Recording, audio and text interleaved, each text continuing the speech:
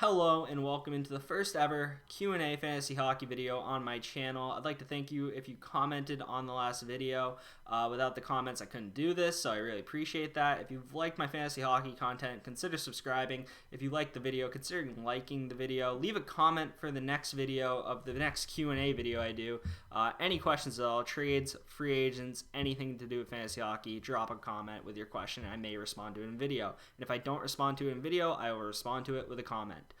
Let's get into the first one, though. This is from Brendan Lynch. Could you talk about Ryan Strome? Somebody just dropped him. I'd suggest picking him up. Fourth on the Rangers in time on ice per game. Fourth in power play time on ice per game. He's on that first unit with Kreider, Zibanejad, Panarin, Adam Fox, and maybe Tony DeAngelo when he gets added back to the lineup tonight. 59 points in 70 games. I think this person got a little impatient after 0 points in 3 games, which understandable. But players go through slumps. Sometimes they start the season cold and get hot. Sometimes they start the season hot and get cold. Just because you're good in the first week or just because you're bad in the first week doesn't mean you're going to continue that trajectory. And I think he's in a position with the talent around him and his own talent to bounce back and have similar numbers to what he had last year in terms of points per game. It's just through the first 3 games it hasn't happened for him. But I think Ryan Strome is worthy of owning in most leagues, obviously depending on the amount of teams and players on each team. We then move into the Blues, where Scott Jungman, and I want to say this is Ilka Saarinen. I hope I pronounced that right, sir. Jordan Kyrou. I think Jordan Kyrou has game-breaking potential. I'm not sure he's going to be the most consistent player in the world. I'm not sure he's locked into the top 6 yet. I think he probably should be, but there's a lot of talent on the Blues. Mike Hoffman's on the third line right now. You got Vladimir Tarasenko, who's injured right now. When he comes back, does Kyrou fall to the third line?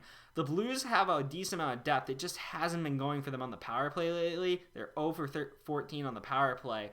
But I think Kyrou is worth adding at the moment because of his form, and I just monitor how he does. I think he could be a guy who surprises a lot of people and ends up in the top 100 depending on his point totals and if he can stay consistent, but there is a risk that he is inconsistent this year because he is still a young player, but looks like he could be breaking out this year.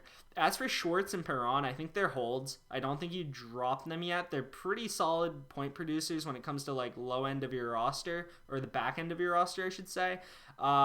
It's only 4 games. I'd wait because you don't want to be too reactive to the first week. You want to wait a few weeks before really making decisions that you could regret later, because Perron was a pretty good player for fantasy managers last year in the points leagues, so I'd hold. As for Parayko, I could see him becoming droppable. He's the 3rd defenseman in time on ice for power play right now, behind Krug and Vince Dunn.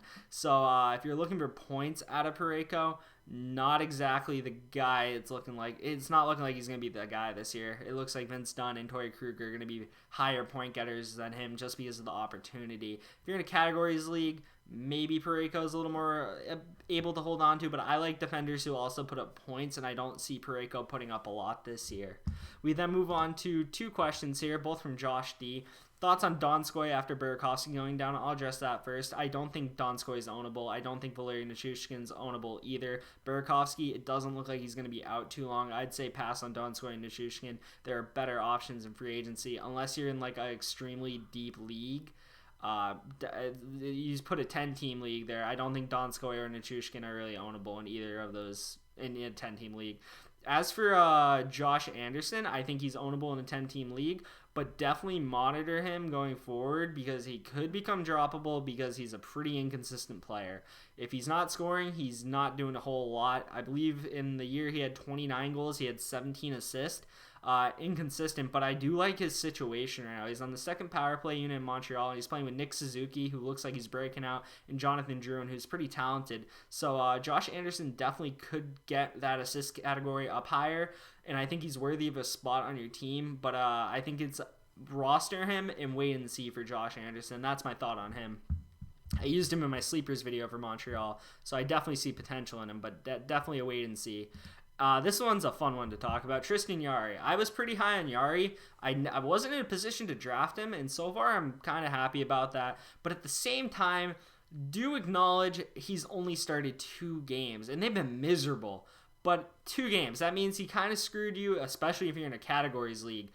with your save percentage and goals against average, if that's what you're counting. Very, very unfortunate for you. But as for like a points lead, if he has one down week and then he pops right back up into form, which he was a pretty good goaltender last year. He was top 10 in the league in save percentage. So this is another wait and see on Jarry. You don't drop Jarry yet. You have to see 2 to 3 bad weeks out of Jarry. And I know it's a shortened season, and that may seem like a long time to you, but Tristan Jarry and the Penguins could be pretty streaky. The Penguins in the past few years have gone through very bad droughts, and then they'll just turn it on for 10 games when they're unstoppable. And you don't want to miss out on Tristan Jarry if the Penguins go on a 10-game streak where they're just road pavers. So Tristan Jarry's starting tonight against Igor Shesterkin of the New York Rangers. So watch how he does tonight. If you see another horrific performance out of him, which he's had 2 pretty bad ones, definitely think about other options, but I'd still give him 5 starts at least before considering doing anything drastic with Tristan Jarry. Cost you 15 points. He costed everyone some points, man. Just gotta take the L on that one and hope he gets better for the time being. Pierre-Luc Dubois. Okay, this is... I think it's time to cut bait with Pierre-Luc Dubois. 1 point through 5 games. All the power is in the Blue Jackets' hands here. They don't have to trade him right now. There's no reason to force a trade if you're the Blue Jackets either. You can read those quotes from Dan Rosen about what happened the other night. Dubois played 5 minutes in the first period and then didn't touch the ice the rest of the game because Tortorella benched him. Tortorella is not going to play a guy unless he's giving the all to the team, and it doesn't seem like Dubois is doing that. And they don't have to trade him. They're not in a tight situation. The Columbus Blue Jackets realistically know they don't. They're probably not going to win this year. They don't have the assets on their team or the ability on their team, the star power, the scoring ability, all that. They don't have it. So why would you force a trade for Dubois? I would just sit on Dubois until the right offer comes, and I think that's what Jarmo Kekalainen, the GM of the Blue Jackets, is going to do. So if I'm a fantasy owner, I'm trying to trade Dubois to someone who believes he's going to get traded right now. So I suggest trading Dubois. And if you can't find a trade, it might be time to drop. I'm not really optimistic about the situation. Maybe he gets his act together in Columbus and starts trying a little harder to the point where they can at least play him.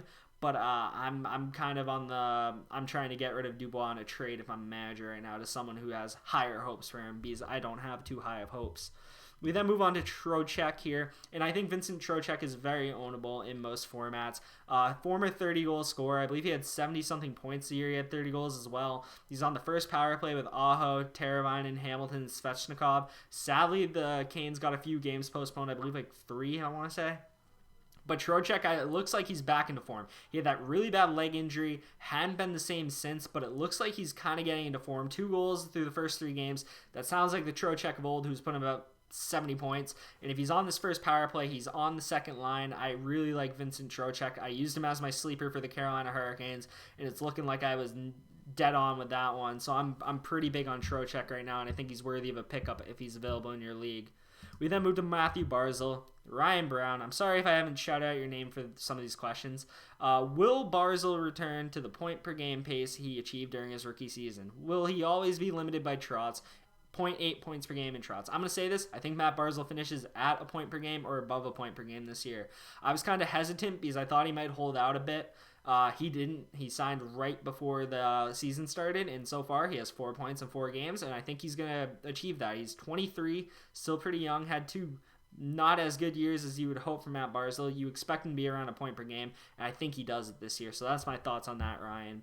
We then move on to TJ Callis and John Casey. Romanov, Stützle, and Chychrun are the 3 players I'm asked to discuss here. For Tim Stützle, I see a lot of talent in this kid. He's only played 2 games so far, then picked up a small injury. Should be fine. I think he could be a pretty solid point getter. And if you're someone who wants to go for a high potential guy, if he starts being inconsistent, you can cut. Tim Stützle's worthy of adding if you're in a deeper league and you can afford that. Definitely a very talented kid. I'm not sure how high his point ceiling is this year because he is a rookie, but definitely has a lot of talent.